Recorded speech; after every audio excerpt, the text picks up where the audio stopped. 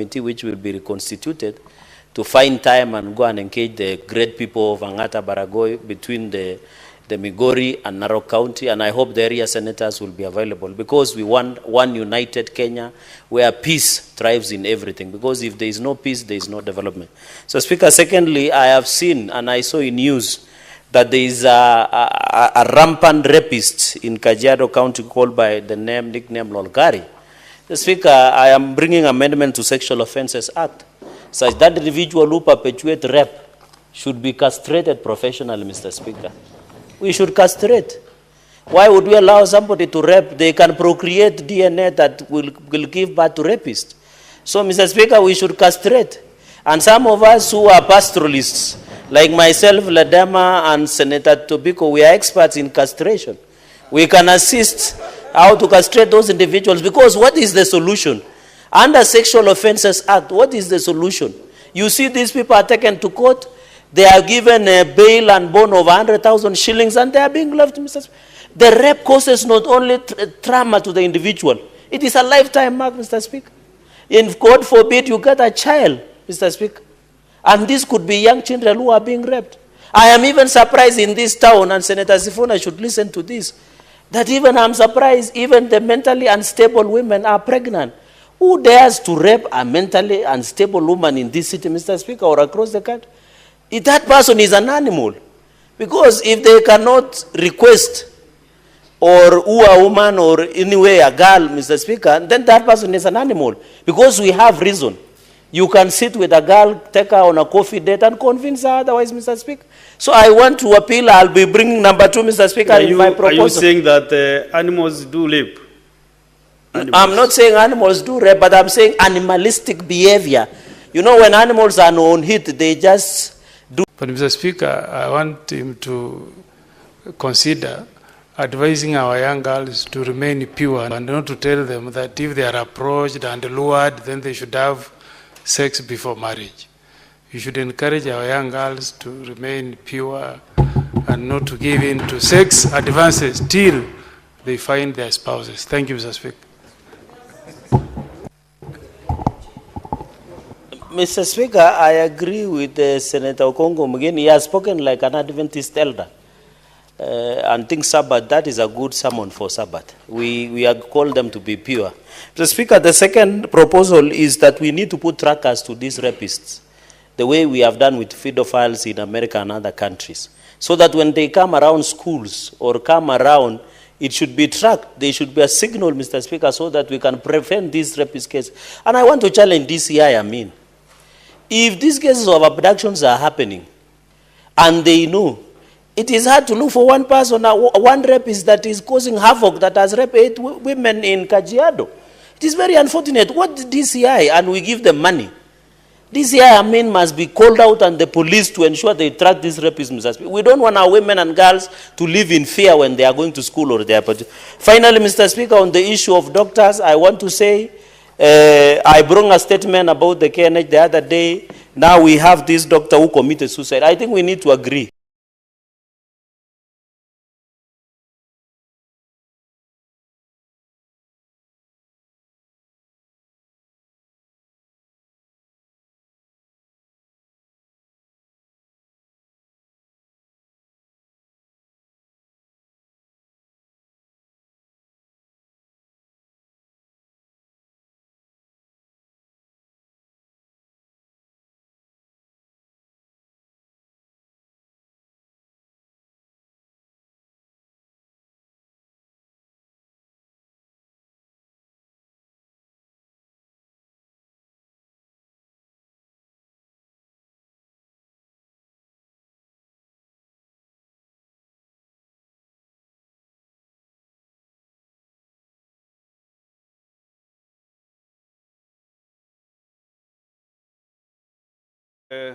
Senator Sifuna.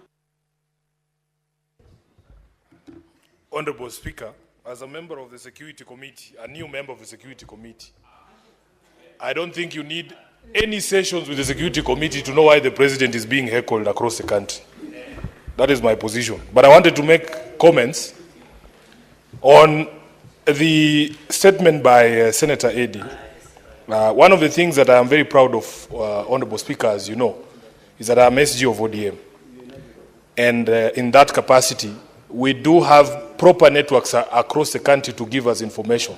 I was sitting in my office, and a young MCA called Engineer Tyson Kemege came to my office at KICC. He is a specially nominated MCA by the ODM party. Many people will tell you or try and convince you, Honorable Speaker, that ODM has no presence in Kuria. That MCA is nominated by ODM party, and we have very strong support there. Honorable Speaker, if we can get our act right internally, I am sure that we can get 1 or 2 constituencies there in Kuria under ODM. And Honorable Speaker, I was quite surprised that it is very easy for us sitting here in Nairobi to not even be aware that there are communities living in conflict for a very long period of time. I was actually very surprised that this dispute at the border between Narok and Migori has been going on for years. And Honorable Speaker, when he came to my office, I took the liberty. Luckily for me, the senator for Migori is elected under my political party, ODM. The governor of Migori, the same. And even the women rep, although she is not elected on ODM, she is ODM adjacent. That's the term we use. And I spoke to these leaders to try and understand how is it that a conflict can run for so long under the radar, that people have lost lives. And Honorable Speaker, even as recently as a few weeks ago, is a young man who was shot by security officers because of this dispute about the use of land that has historically been used by the people of Kuria to farm. Honorable Speaker, it was quite surprising for me.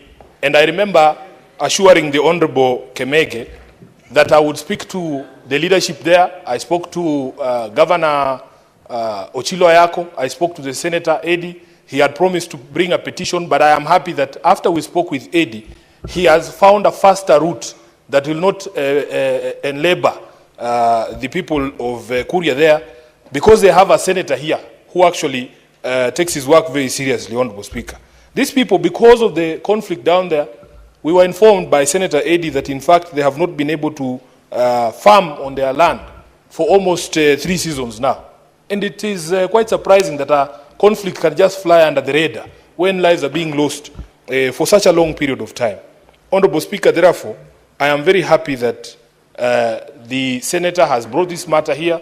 I saw the effort you put in, Honorable Eddie Okech, over the holidays in December to try and assuage the situation there, because a community that has not farmed for 3 seasons was literally at the mercy of starvation.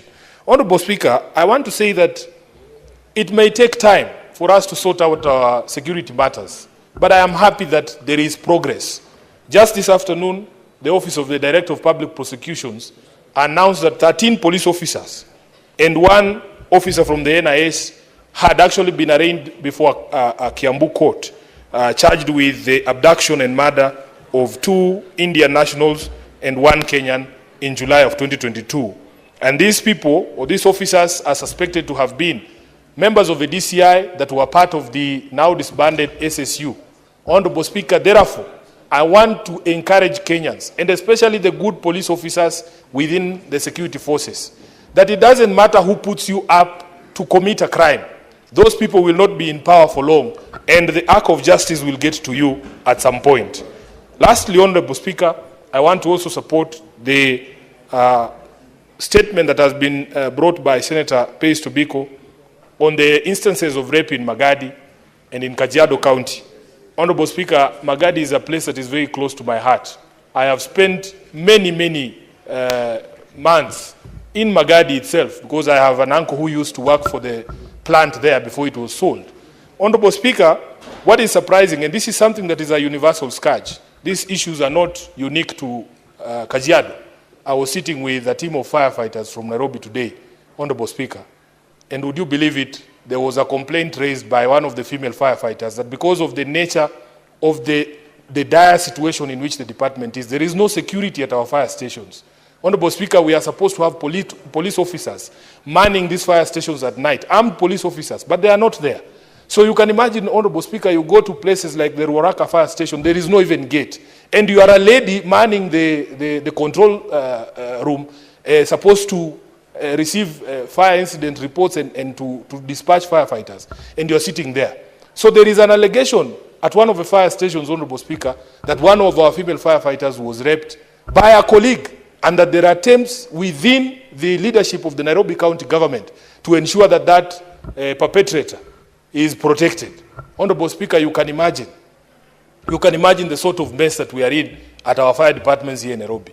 So, in addition to the statement by Senator Tobiko, I will personally be also presenting that same statement to the committee. And the good thing is that I'm now in that committee.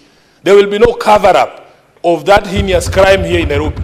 Whoever it is that called the OCS in that particular case to drop those charges, Honorable Speaker, we must do what we must do to make sure that there is justice for both the victims in Nairobi and the victims in Kajiado. I thank you, Honorable Speaker.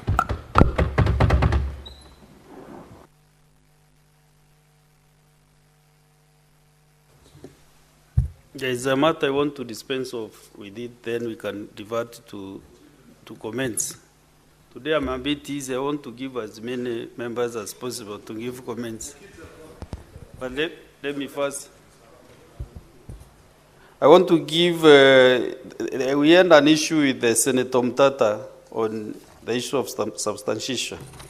And he has approached me that the link he gave yesterday, the URL link is here. But he cannot confirm whether it is the actual one because he doesn't have his computer with him now, his laptop.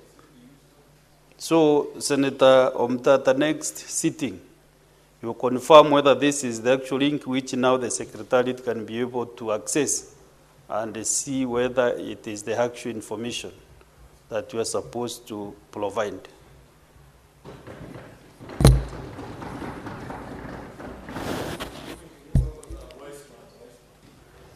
There is another substantiation of facts that the Senator alleges again to be true. This is now Senator Karungo Dhangwa, MP. Honorable Senators, as you may recall, you can sit to the next, at the next seat there, Senator Tabitha. As you may recall, at the afternoon sitting of the Senate held yesterday, Wednesday, 19 February 2025, I directed Senator Karungo Dhangwa, MP, to substantiate utterances made in the course of his contribution on the motion of recording to the thanks of the Senate on Kenya's attempt for the position of the chairperson of the African Union Commission. The direction allows out of a point of order by the Senator for Vihiga County, Senator Godfrey Ososi, MP, pursuant to Standing Order 105. In the point of order by Senator Godfrey Ososi, MP, Senator Karungo Dhangwa, MP, was required to substantiate the claim that, I quote, it was the prayers of Kenyans that they wanted Right Honorable Raila to come back and do what he does. Either he joins the government and they continue rooting, or he speaks for the people as he has been doing. Close of quotes. Honorable Senators, Standing Order 105 provides that 1, a senator shall be responsible for the accuracy of any facts that the senator alleges to be true and may be required to substantiate any such facts instantly. And 2, if a senator has sufficient reason to convince the speaker that the senator is unable to substantiate the allegations instantly, the speaker shall require that such senator substantiates the allegations not later than the next sitting day. Failure to which the senator shall be deemed to be disorderly within the meaning of Standing Order 121, disorderly conduct, unless the senator withdraws the allegations and gives a suitable apology if the speaker so requires. Senator Karungo Dhangwa, MP, was not able to substantiate his statement as required pursuant to Standing Order 105.1 and subsequently requested the speaker to provide the evidence at the next sitting day in accordance with Standing Order 105.2. Having acceded to the request, I directed that the senator substantiates the allegations at the next sitting day. Honorable Senators, pursuant to Standing Order 105.2, I now invite Senator Karungo Dhangwa, MP, to forthwith substantiate the claim as listed in the point of order by Senator Godfrey Ososi, MP, failure to which the senator shall be deemed to be disorderly within the meaning of Standing Order 121. In the absence of such substantiation, the senator will be required to withdraw the statements and apologize to the Senate. Thank you. Senator Karungo. Thank you, Mr. Speaker, for this opportunity. Mr. Speaker, after deliberations and understanding my role as a senator, that is oversight and representation, I understand that is what we call a fair comment, Mr. Speaker. And when I say that, I might have been, because I don't want to attract Senator Osotsi again to stand and maybe ask for more clarification. When I said, you know, I'm a Kikuyu and I come from Mount Kenya, and sometimes when you talk about, when you're speaking English, you replace L's and R's. So I meant rooting, which means mandamano. Mr. Speaker, he comes, I meant he will come and do what he does best. I said rooting, which is taking the route, taking any route to demonstrate in the streets of our capital, Mr. Speaker. So maybe if I was misunderstood and maybe he had I used an L, I meant rooting. Thank you, Mr. Speaker. But this statement, according to the answer, it's different because you have said either Right Honorable Raila Odinga joins the government and they continue looting. Joins the government. I don't know whether you mean the government and Raila have been looting on Mandamano. I'm not sure whether that is that, but I will ask Senator Osotsi. Mr. Speaker, maybe let me clarify. Senator Osotsi, maybe I just want you to understand, even when ODM is in broad-based government, they will continue making noise. You see them. We have given them chairmanship, and they're still making noise against the government. So what I'm trying to say, even if you do whatever you want to do, Mr. Speaker, they will continue demonstrating. It's time to substantiate and then... So I meant just that, Mr. Speaker. Even if they're in government, and I'm supporting that because if you listen to Senator Sifuna today, even you listen to him yesterday, he looks uncompromisable, Mr. Speaker. Even if he is promised his people will be given chairman. Look at Senator Eddie. Senator Eddie is going to be given chairman. He's the vice chairman. And he's still asking questions to this government. Senator Karungo, you have not substantiated your claim, unfortunately. Mr. Speaker, I say he will join the government. I'm not convinced as the chair that you have done that. Yeah. Yes, Senator Sifuna. Honorable Speaker, when somebody is called to substantiate, Then a senator, not somebody. yes, when a senator is called to substantiate, they must provide something to back their claims. You cannot take us down a rabbit hole trying us to teach us English and literature. And Honorable Speaker, even me, who's not a Njuricheke elder like yourself, Honorable Speaker, can tell when somebody is being clever. You are a person who has the capacity to tell when a senator is being clever. Honorable Speaker, I want you to rule the senator for Kiambu out of order. And in fact, he's added insult to injury by the claims that he has made here, casting aspersions against members of my party ODM, which is not something we will allow, Honorable Speaker. Okay, Senator Sifuna. We will not allow it. So, Honorable Speaker, please, if he has been unable to substantiate, let the law take its course. I know the Senator for Kiambu has been very busy out there in fact, we are wasting his time with him sitting here. I'm sure there is a rally somewhere in Lari, and I know how to use L and R. A rally in Lari is waiting for the Senator for Kiambu. Release him to go.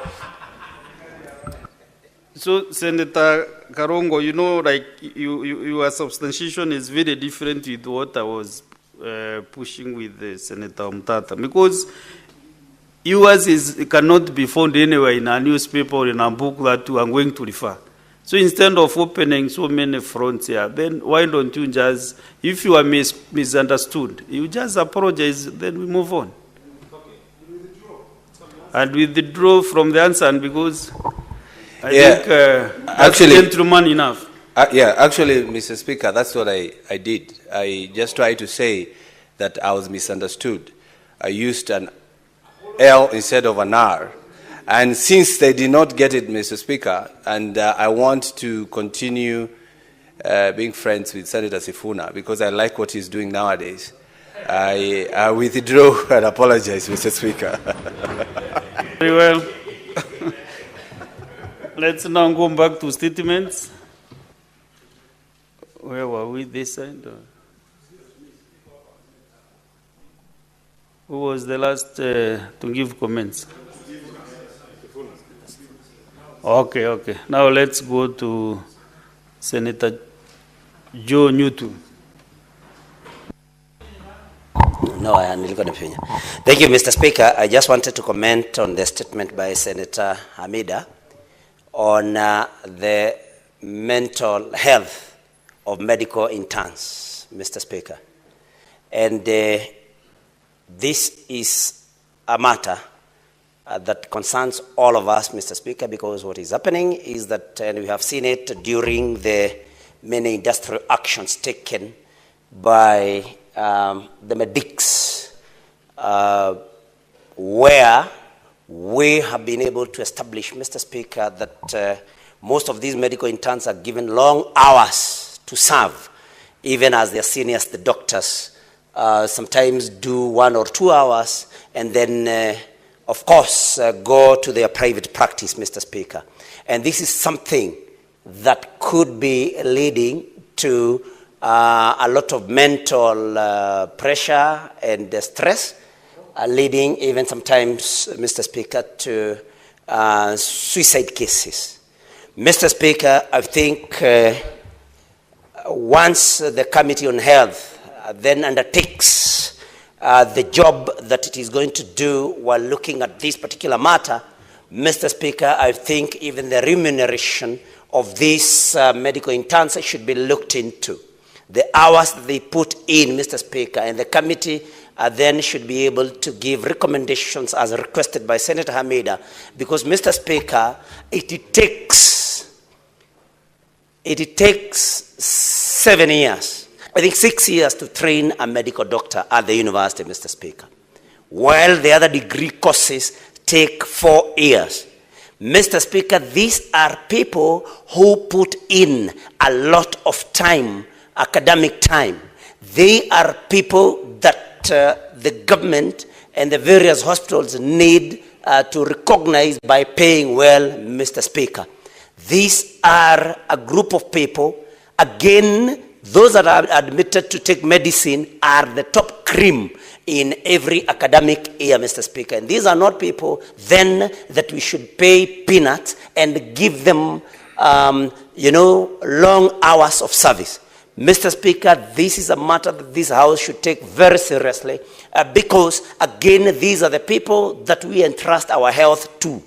If they are going to offer their services to us, because, of course, anybody can get ill, Mr. Speaker, if they will offer their services to us while under stress, while not comfortable with where they live, what they eat, and the kind of lifestyle that they lead, Mr. Speaker, then everybody, every Kenyan that is seeking medical services from these interns, who basically are the ones that you're going to find in every hospital any hour, will also be at risk, Mr. Speaker. And so, when we speak for these medical interns, Mr. Speaker, we are speaking also for our interests, ourselves, our families, and indeed every other Kenyan, Mr. Speaker.